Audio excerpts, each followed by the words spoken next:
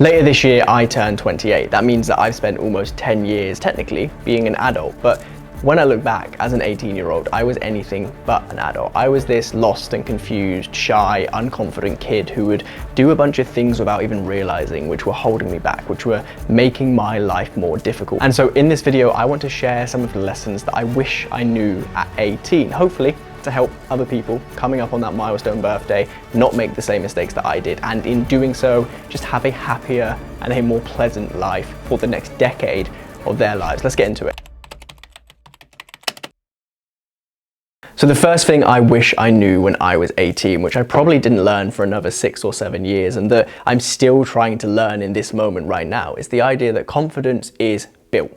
Nobody is born confident. Now, yes, there may be people who are pre-exposed to be slightly more or less confident through heritable traits, but actually when you look at anybody who presents themselves to the world as confident, whether they're 10, 20, 40, 80, I believe, at least through my experience and through speaking to other people, that confident people have built that skill.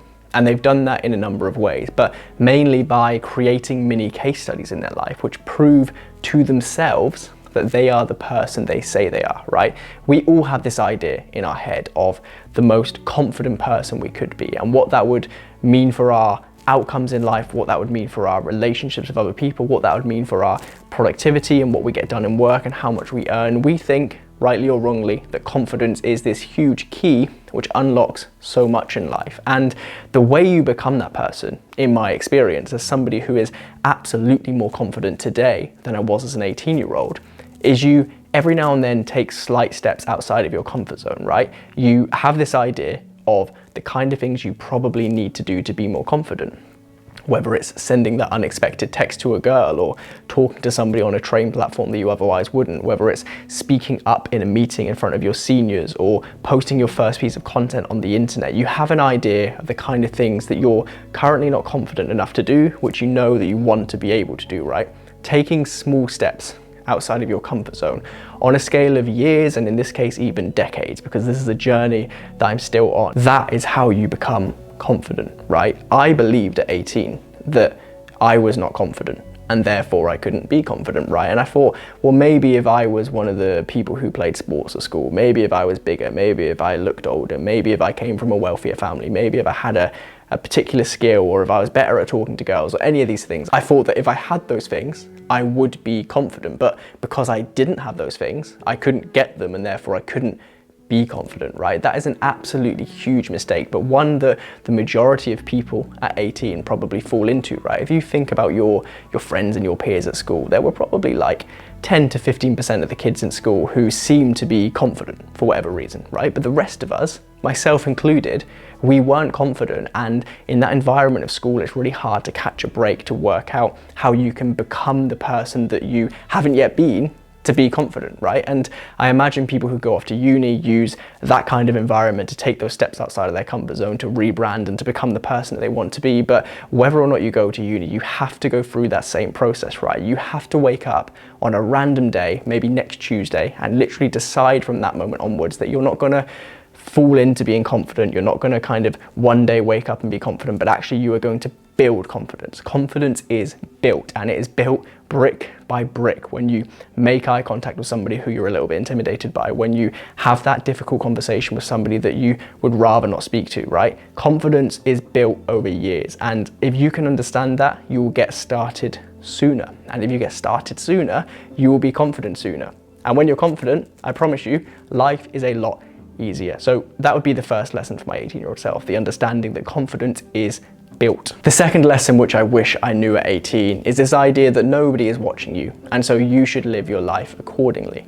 Because of all of the reasons I just spoke about, of the lack of confidence that I had back then, I would live my life almost as if there was a large group of people, both people I knew and strangers, watching my every move, judging, ready to call me out, to call me a fraud, to say that I was doing something wrong, to call me silly, to laugh at me, whatever it might be, right? And I genuinely believe that if you were to take 100 people in society, the majority of people that you survey would say the same, right? they are scared to live their own life. If we look at the work of Bronnie Ware, this palliative care nurse who spoke to people on their deathbeds, the most common deathbed regret between all of these palliative care patients who were under the care of this nurse was that they wished they lived a life which was true to themselves and not that which others expected of them. And so what does that mean? Well, it means that, at least the way I interpret it, the majority of people are walking around as if they have the eyes of other people trained on them, and they are living their lives in such a way to make sure that those people don't judge them, right? They're living within the expectations of other people rather than living a life which is true to themselves. Now, I don't need to tell you that is a miserable way to live, right? But the good news here is that you can take a step outside of that paradigm immediately because nobody is watching. I've produced somewhere close to 400 pieces of content on the internet. I got fired on national TV by Lord Sugar. I've had 155 conversations and solo podcast episodes. I've put a lot out into the world, a lot of reasons why people could judge me or laugh at me or say mean things or disassociate with me. And I promise you, not a single person has ever said to my face or online in such a way where I can find it, something which actually hurts my feelings, because nobody is watching. Everybody is so wrapped up in their own lives. Everybody is so concerned with how they look to other people that if you were to actually look out, nobody's paying attention to you. And so to live your life as if people are paying attention to you, and therefore to live your life in such a way to fall into the expectations of other people, is to live half a life. The way to live a true life, to be happier, to be more content, and to be more yourself, is to understand that nobody is watching you and to go and live your life accordingly. Now, the third lesson is to understand that trying to be impressive is really unimpressive. This is something that I definitely fell into the trap of around the ages of like 18, 19 and 20. I would be going to nightclubs in West London. I would be going to Mahiki with like 40 quid in my bank, right? I couldn't afford a single round in there, but I'd be going because I thought that if I put that on Instagram or Snapchat or whatever the app was back then, people would be impressed by me. Similarly, I would be really keen to make a big deal on the internet when I was going to an important looking meeting or when I was giving a talk or when I was in the press for something, right? I was trying my best not to progress my life, but to make it look as if my life was progressing to other people, right? I was trying to look impressive. Now, as I've grown up and as I watch other people fall into this trap, a trap which of course makes you miserable more than anything else because you're seeking the validation of others, I just feel a little bit sorry for people, because once you have been through trying to impress people, whether it's with possessions, whether it's with made up stories, whether it's with expanding the truth to fit your narrative so that people see you in a certain way, whatever it might be, once you've been there and done that and you realize that it doesn't make you happy, you can see through it so easily. And so if you're trying hard to impress other people, the chances are the overwhelming majority of people you're trying to impress see straight through it, and therefore they see your actions right now, if that is you, as deeply unimpressive. The easiest way to impress people, and this has surprised me more than anything else in the dating arena, right? When I get to know girls, the easiest way to impress somebody is to be yourself in a world where everybody's trying to be the same person, right? In a world where people are constructing their lifestyles online to look a certain way, to look impressive. When you're just unapologetically authentic, when you're yourself, when those quirks that you hide away come to the surface, right? When you self-disclose these stories from your past that you're a little bit vulnerable about, when you become your true self and stop trying to impress other people, it is in those moments when people are most impressed. It's in those moments where you stand out from everybody else and people want to get to know you and your life goes places. So the third lesson, which I wish I knew at 18, and I promise you it would have saved me a lot of money if I knew this, is that trying to be impressive is deeply unimpressive. Instead, be yourself, and that singular version of yourself, that true version of yourself, will impress people far more than any other action possibly could. The fourth lesson I wish I knew when I was 18 is that the basics will get you a very long way. Now, I recently published a video on this in the arena of productivity about how these 5 things, sleep, hydration, nutrition, movement, and intentional time off, will get you very far in life. Now, I would expand that out beyond just productivity into everything in life, right? When you're 18 and you feel like you have a world of potential in front of you, but you feel also that you need to prove yourself, it's very easy to look for the quick wins and the shortcuts and the kind of ways around rules and the ways around people to look impressive, to be that person, to position yourself in a certain way. But the vast majority of that effort, at least in my experience, is wasted. If instead you strip everything back and you focus on the absolute fundamentals of your life, of making sure that you're getting enough sleep so that you're well rested and have a good mood and feel okay, and can be productive, if you focus on staying hydrated and eating good food so that physically and mentally you are in shape, right? If you do things like go to the gym occasionally, something which I wish I started far sooner. If you get a bit of movement into your day so that you're not just sat down in this kind of semi-depressive state wondering where your next bit of excitement's coming from. If you build that excitement into your life and get out into nature and get moving and get seeing people, and indeed if you have intentional time off, that being you separate the blurred lines between work and family and life in such a way that you have these really clear buckets in your life. Those basics, particularly at the age of 18, will get you further ahead than any of your peers, because everybody is focused on such nonsense, right? Everybody's focused on the trivial, the unimportant, the loud, the impressive looking things, but none of those things over there get you anywhere in life. You will be stuck in the mud spinning your wheels, and you might be doing a metaphorically impressive wheel spin, but that's about it. You're not getting anywhere. Whereas instead, if you focus on just plodding along slowly, focusing on the basics, doing the right things day after day, week after week, and month after month, the idea of compounding interest in your personal growth will slowly but surely kick in, and you will be miles ahead, absolutely miles ahead of your peers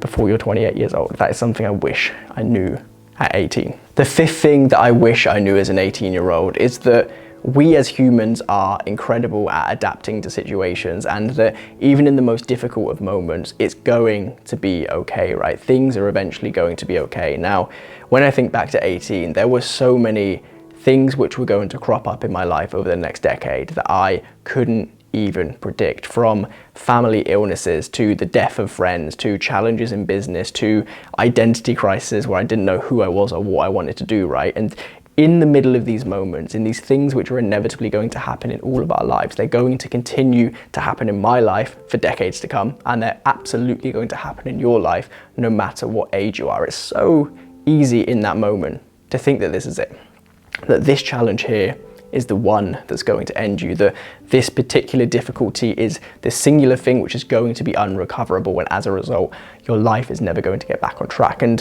when you have that belief in the moment, it's so easy to be defeatist, right? And to be absorbed by these kind of bad emotions. And whilst I'm not suggesting for a second that you shouldn't feel those negative emotions, absolutely feel how you need to feel, it's also just as important to realize that we are amazing at adapting, right? And something that feels like a huge deal now, even a few weeks down the line, will not feel like a huge deal. So if something feels like a huge deal now, 10 years from now, when you're almost 28, it definitely won't feel like a big deal. But on top of that, in a way, it is these bad moments in life which shape us, right?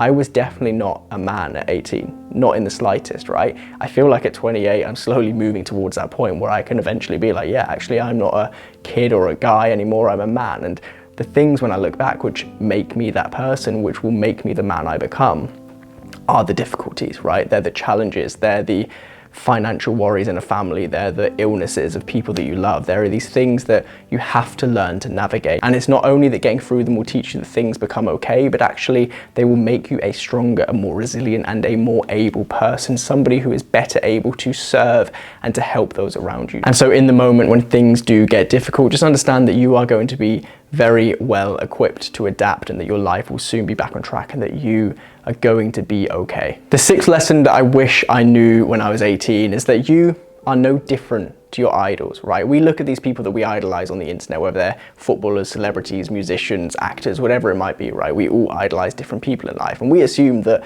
those people who are in this position are there because they are different to us, and therefore because we're different to them, we can never have what they have, if that makes any sense, right? But you only need to drill into the stories of the people that you admire the most to realize that they are no different to you. The only thing that they are is further ahead in their journey, right? And I spoke on a podcast recently about this idea of Ed Sheeran, who played almost 1,000 gigs before anybody paid any attention to him, right? He played 1,000 gigs for free, open mic nights, sofa surfing, having nowhere to sleep, having no label, having no money, doing it for free.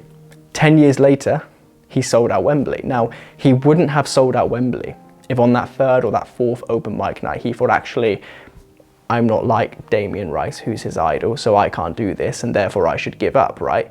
If you realize that your idols are the same as you, they have the same motivations, the same insecurities, the same worries, the same thoughts in their head at night, but the only difference between you and them is that they have pushed through the resistance that you're currently feeling. And if you continue to push through that resistance, if you can build that resilience within yourself to go for long enough, the overwhelming majority of people who don't give up get to where they're going eventually. So realize that your idols are not different to you. So stop treating them differently. Stop thinking that you can never have what they have, and instead get on with the doing. The process that will get you there, that is what is important. The seventh lesson, which I wish I knew when I was 18, is that you need to respect yourselves. Now, I mean this both physically and emotionally. When I was an 18-year-old, I really didn't respect myself, right?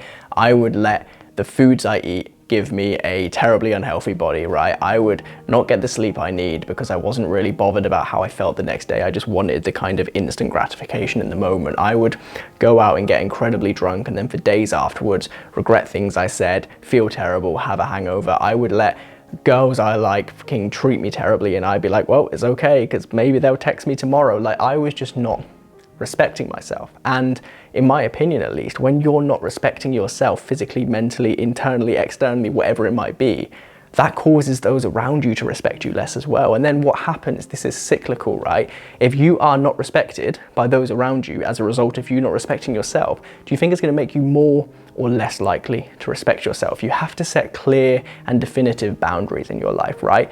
If you want to be healthier, set rules around the food you eat, or the sleep you get, or the movement, or when you go to the gym. If you want better relationships, understand what is and isn't acceptable to you. And then make sure that those lines are firm, right? If you respect yourself, it is far easier to live a healthy and a happy life, in my opinion. Whereas it's so easy, particularly when you're young, to just let things slide, to be slightly naive in situations. And if you allow a lack of respect for yourself to foster, it takes years to rebuild. So as early as possible, make sure that physically and mentally you are respecting yourself. And I think a funny thing will happen. Those around you will respect you far sooner. And then on the topic of far sooner, that is the eighth and the final lesson, which I wish I knew at 18, which is that you should start sooner. Whatever it is you want to do, running a business, getting into a certain line of work, speaking to that guy or girl, training your body in the gym, whatever it is, start today, because it's so easy to not start, right? It's so easy to have the excuse of, I'll start on Monday, I'll start when I'm back from holiday, I just need to do these 4 things before I can send that text to the girl because then she'll like me. All of this is nonsense, right? The best time to start is right now. And if you don't start now, there's going to be this feedback loop in your head that says that you're not good enough. Whereas the opposite happens when you begin doing whatever it is you want to do, which is that you build case studies within your life. You build this kind of proof to yourself that you can be the person you want to be. Then you learn, then you get more done, then your life levels up, right? For as long as you sit there stagnant, doing nothing, you will feel like you can do nothing. The second you begin doing, your life begins to move forward. I spent years, literally between the age of like 18 and 22, not really moving in life because I didn't want to begin. I recognized that beginning all of these things I wanted to do would be scary and uncomfortable. And it took me so long to begin. And quite honestly, as a result of that, I am almost definitely 4 or 5 years behind in life where I could be in certain areas because I didn't start sooner. So no matter what age you are, if you're watching this and you think that there's something in your life that you ought to have started by now, stop giving yourself excuses, even if just for a week, and for the next week, commit to starting. I promise you that forward momentum will do huge things for you, and it will make sure that your life continues to move forward. So they are the 8 lessons that I wish I knew when I was 18. Like I say, all of the timestamps for these lessons are in the description of this video, so if one of them resonated particularly, drop down there, have another watch. Make sure that you share this with friends if you think that this video will be useful. This is literally a decade's worth of my learning. It's condensed down into a few minutes, almost as this like open letter to myself. Also, if you found this video useful, please do subscribe to the channel. There are plenty more videos just like this one coming, and I don't want you to miss them. But for now, thanks for watching, and that's everything.